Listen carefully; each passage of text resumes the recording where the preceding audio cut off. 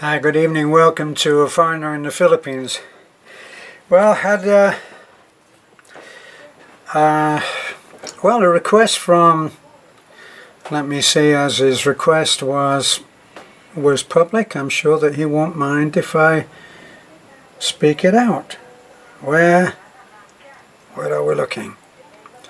God, I got one of those things that keeps sending the the picture the other way around. So, what are we looking at?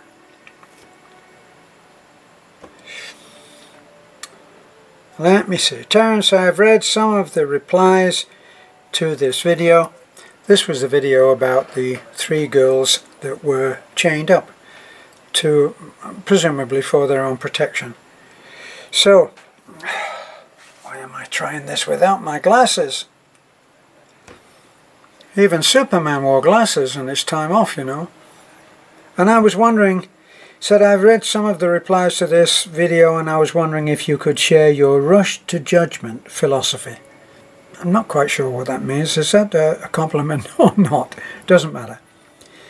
If you could judgment philosophy with us again, it is heartbreaking indeed. It is heartbreaking indeed to see this situation. This is the one, as I said, with the 3 young women. They're not girls, they're young women. But you also mentioned they had smiles on their faces. Thank you for bringing this to light, as it may have. I'm putting this in, but maybe it has something to do with it.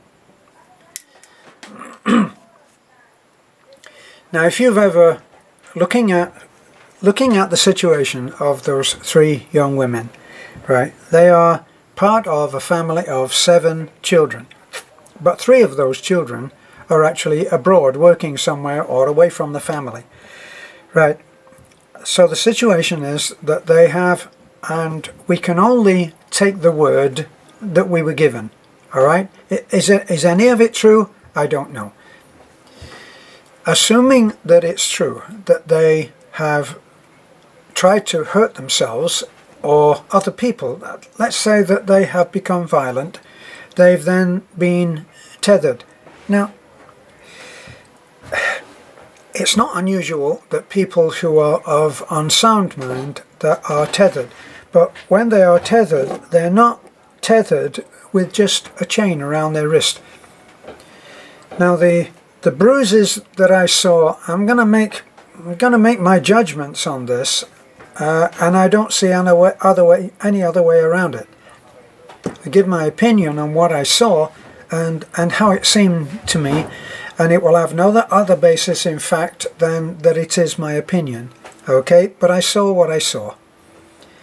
Now, the girl that was seated inside the house that I spoke to the most often, she had extreme severe bruises which would relate, I think, and be appropriate for someone restraining her who was a great deal stronger than her.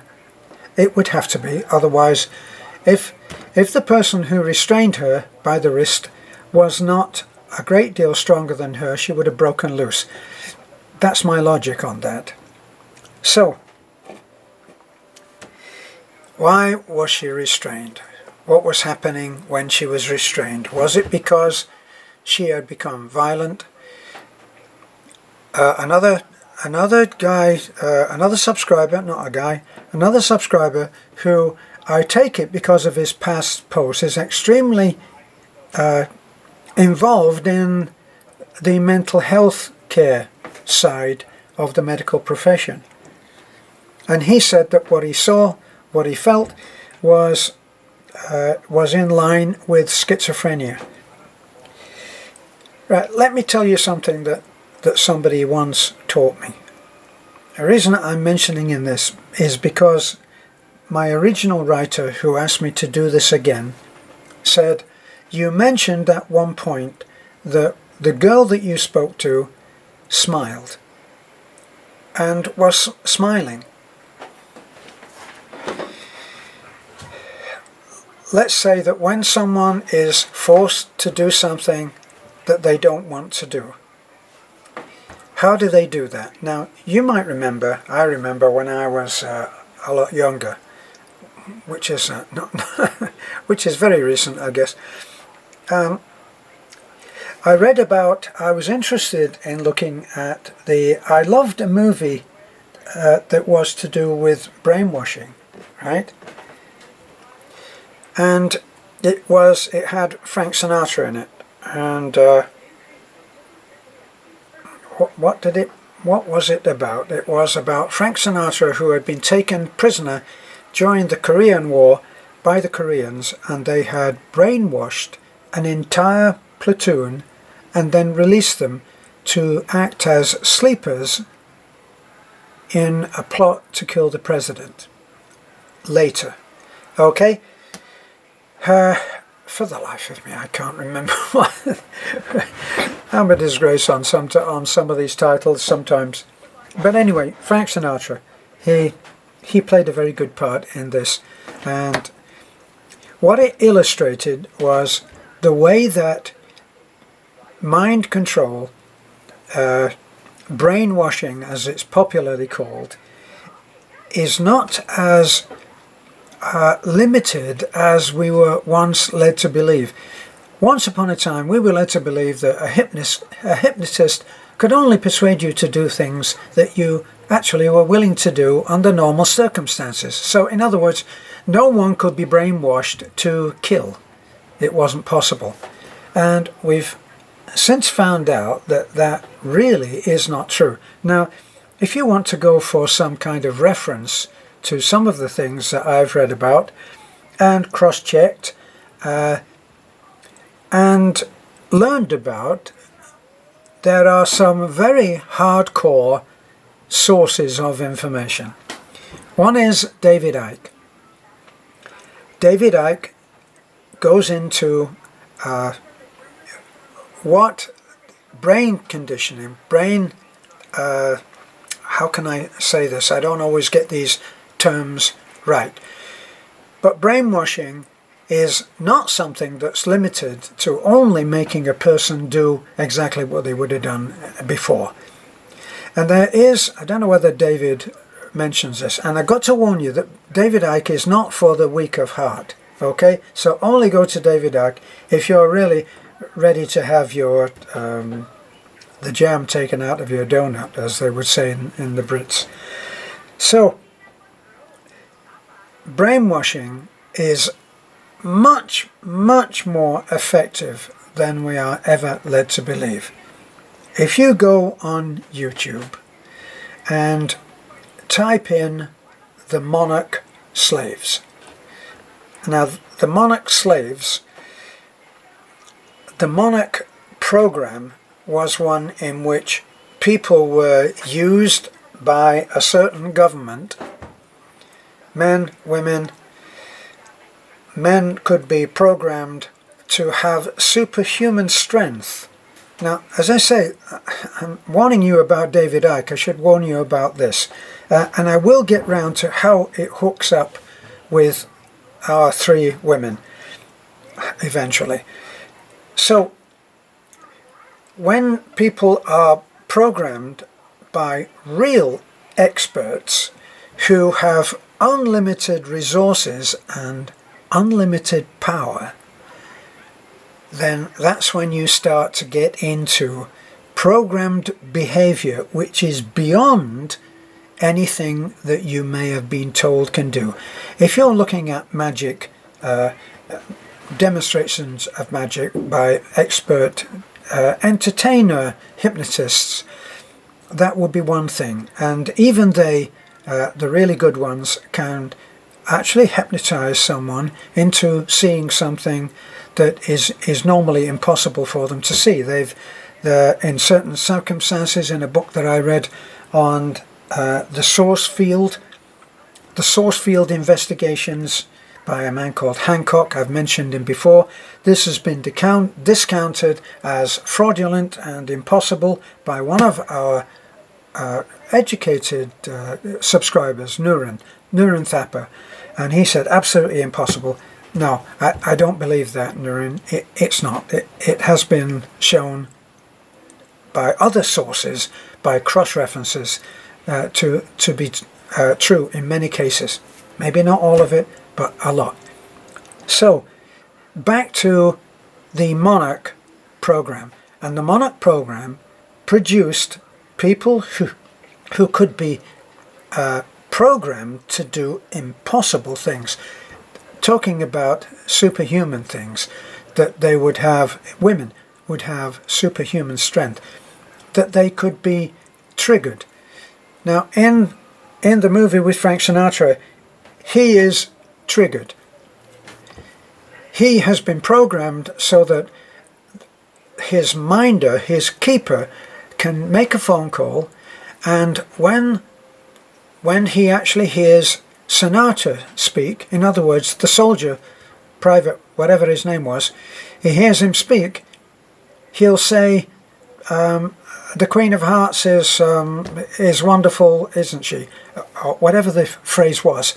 And then he will tell Sinatra to do something that he normally would never ever do. And in the case of Sinatra and that particular scene in the movie, Sinatra does no more than put the phone down, put his hat on or whatever, and go out and walk into Central Park and walk into the lake until his hat floats. And then wake up and not know, why am I doing this? Now there was a chink in his armour, and he managed to deprogram himself with help. It's not so easy for the monarch slaves. Now the monarch slaves, the way that they make someone do something is that these people are captive anyway, so they have no freedom. They can't walk out. They're not on a stage for 10 minutes in a magic act. They don't go back to being normal. They are in a program, a government program. Now, some of the sci-fi writers have made a point of doing movies about this, as in the Frank Sinatra movie. I will get that title eventually. So how do they do this? They do it with extreme pain, terror, threats for their life, fear, and they are very, very skillful at using all of these techniques: sleep deprivation, food deprivation, disorientation. In some of the movies that I've seen where they've conditioned someone, they will put them in a room which has no window and has one light, right? And the light in the ceiling is inaccessible to the person, so he would never be able to take the bulb out or do any proactive action. And what they would do is they would make him, by the light, wake up at normal hours, and so he gets used to a certain routine, sleeping for 8 hours and then getting up for the rest of the day. Then the light goes out and he sleeps for 8 hours, and so on. And then they only leave the light off for 4 hours. So now the person is thinking it's 8 hours. Can you see what I'm talking about? That by using just the light and meals, and not giving the meals for long periods of time, and then giving 4 meals in very short space of time, the person becomes completely disoriented and unable to keep any kind of frame of reference which he can hang his sanity on. And this, to an extreme, is practiced in the case of the monarch slaves. And there are, if you look on YouTube, and you will find some extreme examples of monarch slaves breaking down. This is when their veneer actually cracks, and for a moment they are themselves, or they're something that's totally strange to them. One of the things about the monarch program is that celebrities are often targeted. And how do you know those in the monarch program? Well, according to some of the YouTube channels that I've watched and videos that I've watched, the people who are so programmed actually have a monarch butterfly tattooed right here, usually on this part of the arm, or on their back. For women, it's supposed to be very attractive if they have a small butterfly, say about where their shoulder blade is. So it would still be seen in an off-the-shoulder or strapless dress.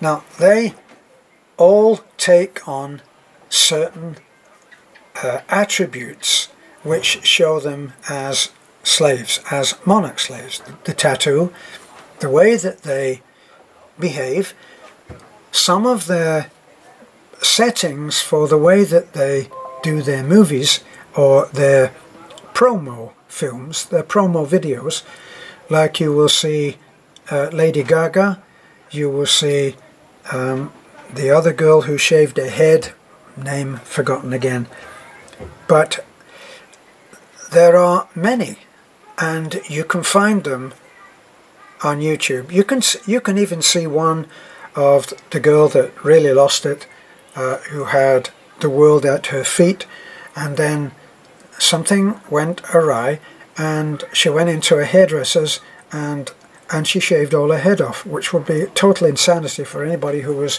relying on their beauty and their talent of singing. And she shaved all her hair off, and then a few other crackpot things happened which showed that which tended to illustrate that she was being conditioned. Now, why am I talking about all of this? I'm talking about all of this because, as Mr. Slaughter, our subscriber who mentioned that one of the girls was smiling. Now, you would think that someone who was in the throes of schizophrenia, who was in the throes of being alternately peaceful, passive and violent, would not have any time for smiling. But one of the things about being conditioned, and this is especially interesting, especially with children. How do children who are in a family where they are being abused by the father, how do they cope with that?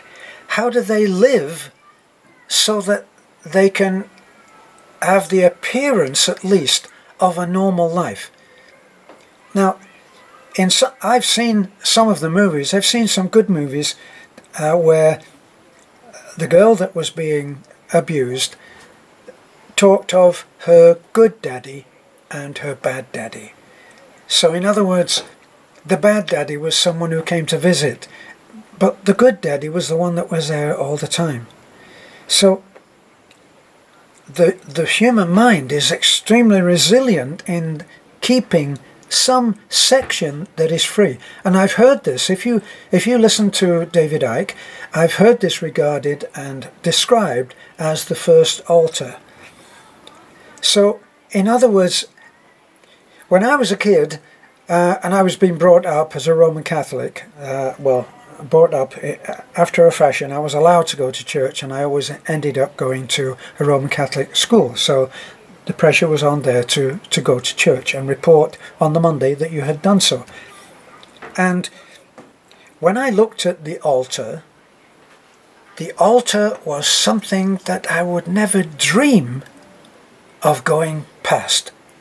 It would be sacrilege of an order that my young mind would never be able to handle, because the altar was sacred ground. You were not allowed to go on the altar. That was where Jesus lived. That's where the Holy Sacrament was contained in what they call the tabernacle. And some of these phrases have been used in the conditioning. Now, if a child is being abused to that degree, how does it maintain any sanity at all? Now, one of the things that apparently the human mind is capable of is of establishing what they've called a barrier, which you don't go beyond. So, the child is in effect setting up an altar which no one would go beyond, including himself or herself. And in this way, they keep some control. In other words, this side of the altar, they are in control. If they go behind, it's a total unknown. They're totally wrong.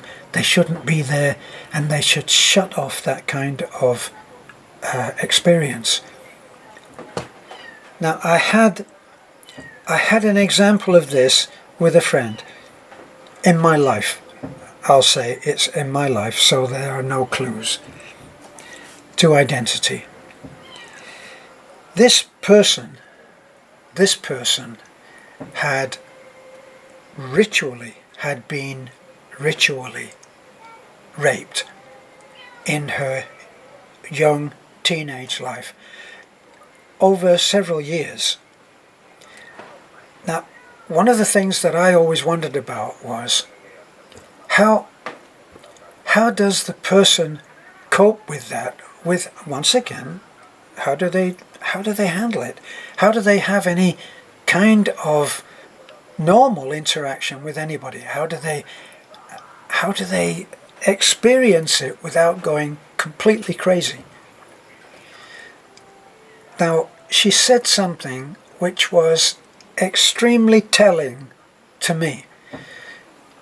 As we talked, she started to cry, and I held her hand, and she said that she thought that it was dreaming, that she was having bad, wicked dreams about her father.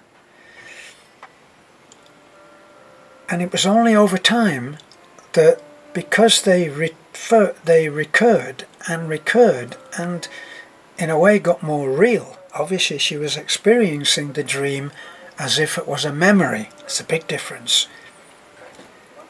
And then she realized that it was a memory, and that it was a flashback and not a dream.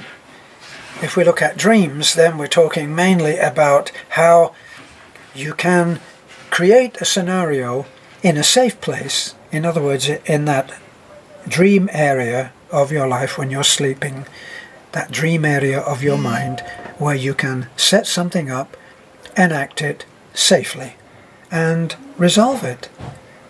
This was not a dream. When you do that and it goes out of control, it's called a nightmare. This was not a dream. It wasn't a nightmare. It was a memory. And then I believe that she had some therapy. And then finally, she was able to put it in its right place. And she realized that her father had been raping her, forcing her. Now, there are many different kinds of rape, you know. There's the one where a woman is actually beaten bloody, and then forced in almost semi-conscious state to submit. And then there's others where it's gone too far and the man won't be stopped. There's others where it's the wife and the man refuses to say, no, this is my right. These are my conjugal rights. Okay, I'm back again. So what was I saying? It's difficult to hold the thread on these. These are complicated talks. But my friend realized that these were memories, and then she was able to put in some kind of order. I think I'm at the right place again. So, how do people actually survive on this? They actually suppress the memories that are just too horrible to confront on a daily basis. Now, if I walk into a particular hairdresser and get a terrible haircut, I walk around for a couple of weeks until that grows out, and I have to confront it every day. Every day I look in the mirror, I think, oh my God, I'm never going to that man again, don't I? But when you've had a horrific experience, Have you ever actually talked to someone who you ask them how they're doing and they say, I don't want to talk about it? Now, think of things as on a ladder. And we have a long ladder and it has many rungs on the ladder. And at the first rung would be, I don't want to talk about it. That would be the first rung. The second rung, third rung, the fourth rung, fifth rung. You would get to a point where it was not there to talk about. Does that follow to you? Does that make sense? That if you shut it out enough that you are unwilling to talk about something, then when it gets to a sufficient state of suppression, of pushing down below the surface, let's count the surface of the pond as being your awareness. That's what you're aware of. Drop down below, say, a foot or two, and what you're able to visualize, to see, to understand, drops out of sight. Okay? Now, my friend, once she realized that her father had actually been raping her in her teens and she didn't know and had shut it out, she was able to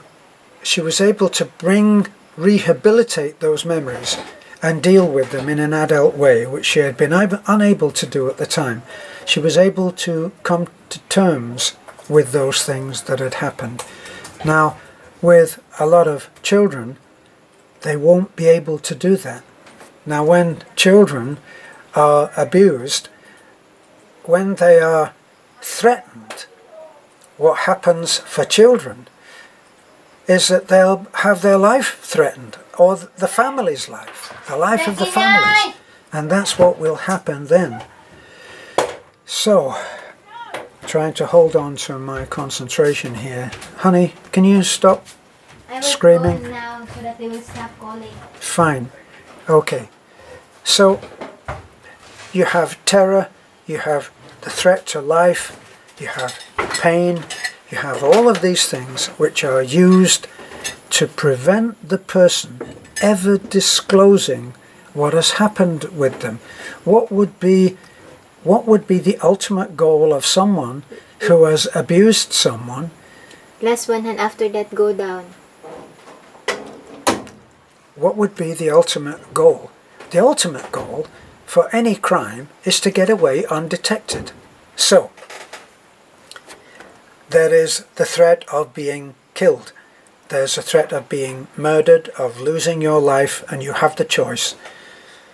I better not ever say anything. And then, of course, there's the guilt, because especially with the court system as it is now, or used to be, what they would do with some woman who had been raped and brought charges, the opposition, the prosecution, sorry, not the prosecution, the defense would try to make out that the woman had asked for it,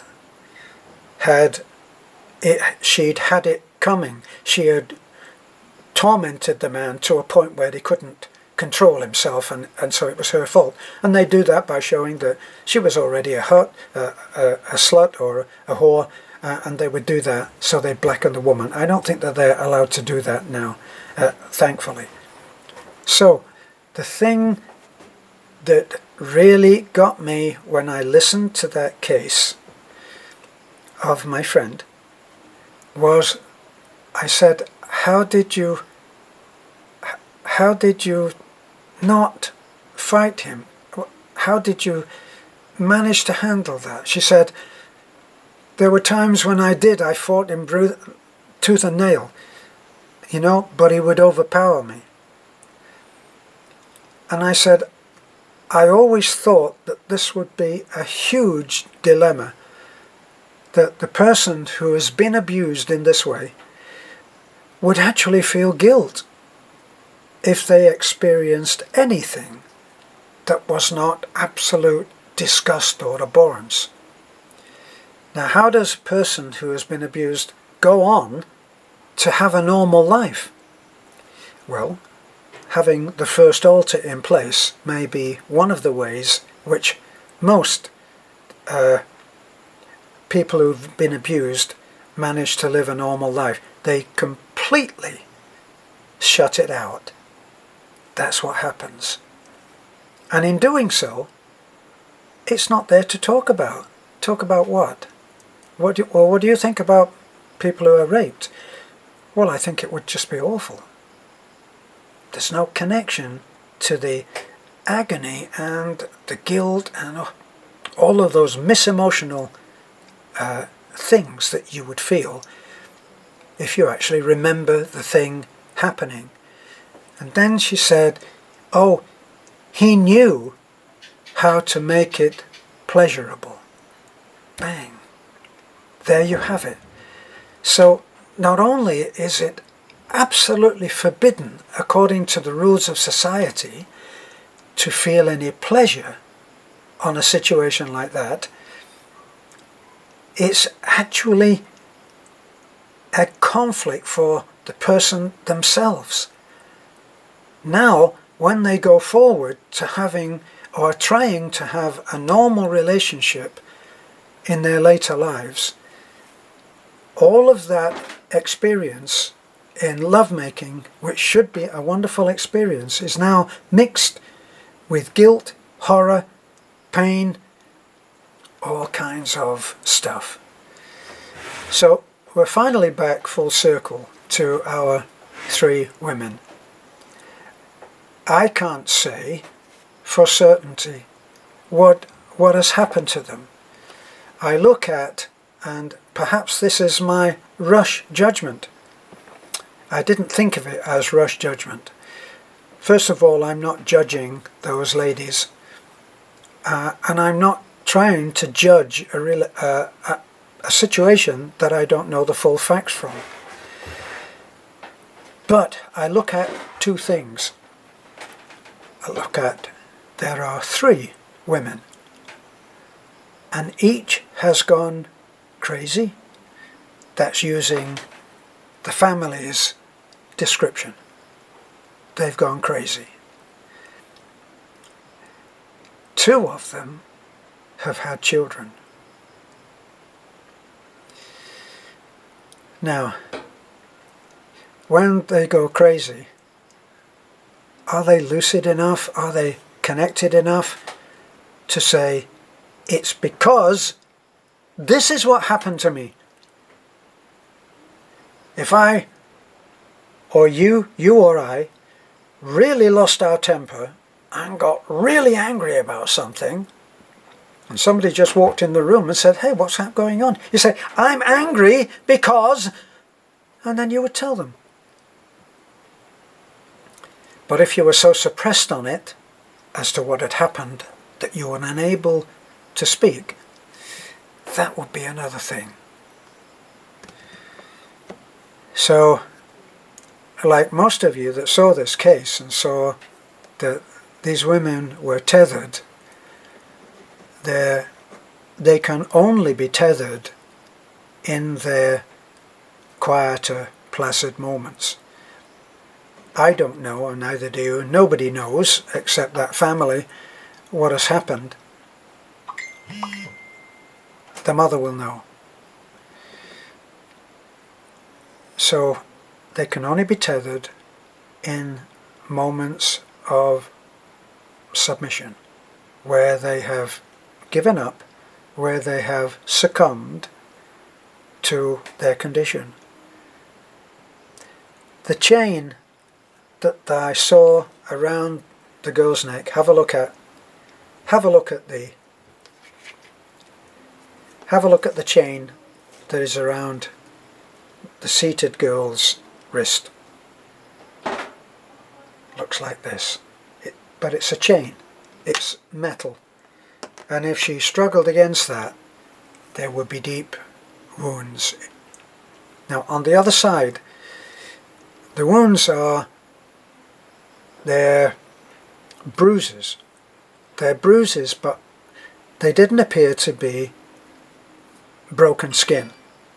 So that would seem to me that it was a hand. Now, was it because she was struggling because she'd suddenly gone into one of her schizophrenic freakouts, or was it for some other reason? And will we ever know? Now, just to set the scene for you so that you don't go away thinking, well, let's just do something about it.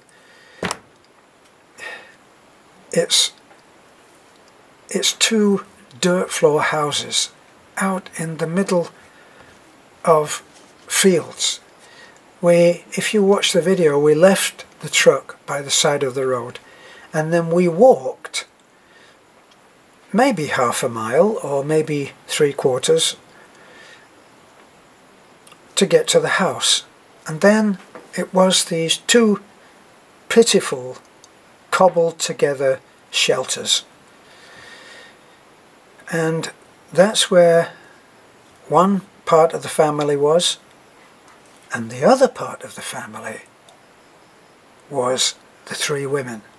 And they were in a place which consisted only of 3 beds, if you would call them that. These were bare boards, bare stripped bamboo, and that's where they were.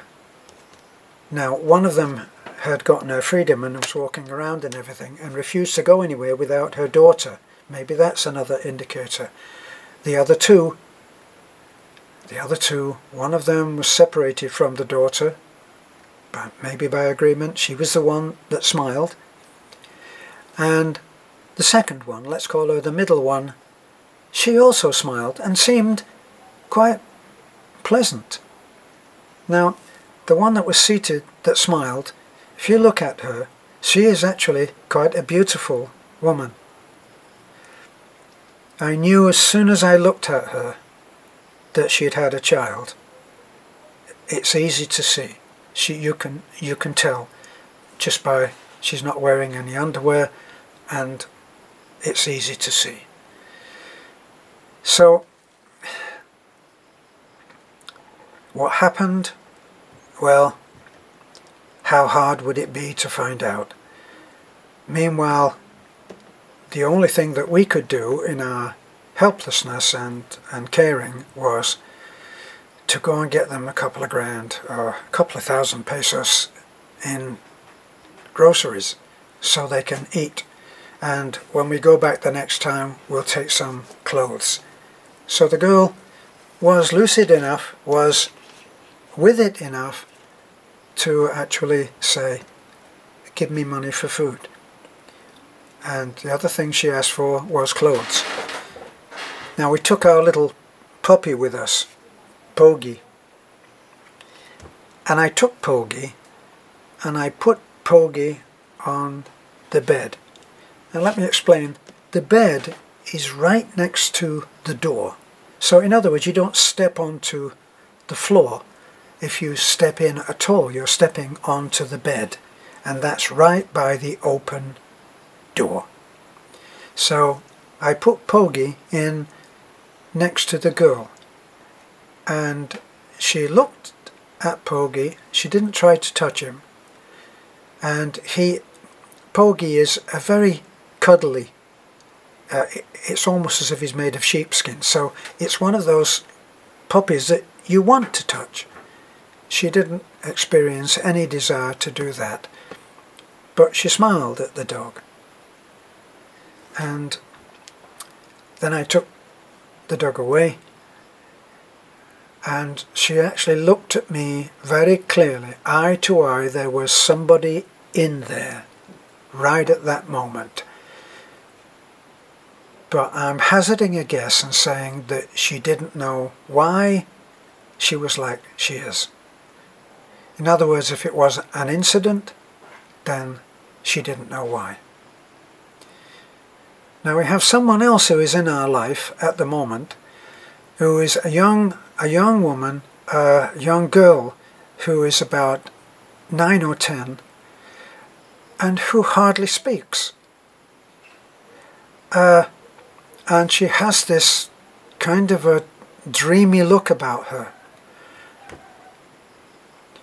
And we found out that when she was 5 years old, she was given to the grandmother. So she was given to the grandmother for a period of time, for some reason, and when she came back, she didn't speak. I hate to say, it sounds so clinical to say that these are fascinating cases, but they are fascinating. But the sheer logistics of trying to help, what would we do? We have to, for those 3 women, we don't have the right to go in there or the expertise to be able to go in and take them to Tagbilaran. And what would we do when we get there? How would we be able to handle it? And that's the thing. We went there purely to see if there was something that we could do, and what we could do was take them some groceries and to be able to promise that we would come back. Sorry, the dogs have started. That we would come back with some clothes, which is what we will do. So this is a foreigner in the Philippines. If that's my rush judgment, then sorry, but that's what I saw. That's what I think. It's not, obviously not for me or anybody to make accusations without any evidence. But boy, I wish there was something that I could do to help, don't you? This is not, by the way, an effort to solicit funds. We've got to do that nowadays and say this on some of our videos. So, thanks for looking in. I look forward to your comments. Please, keep them sane, okay? This is a foreigner in the Philippines. Thanks for watching. Please like, comment, subscribe. If there is something that you think someone can do, I'd love to hear it. Bye for now.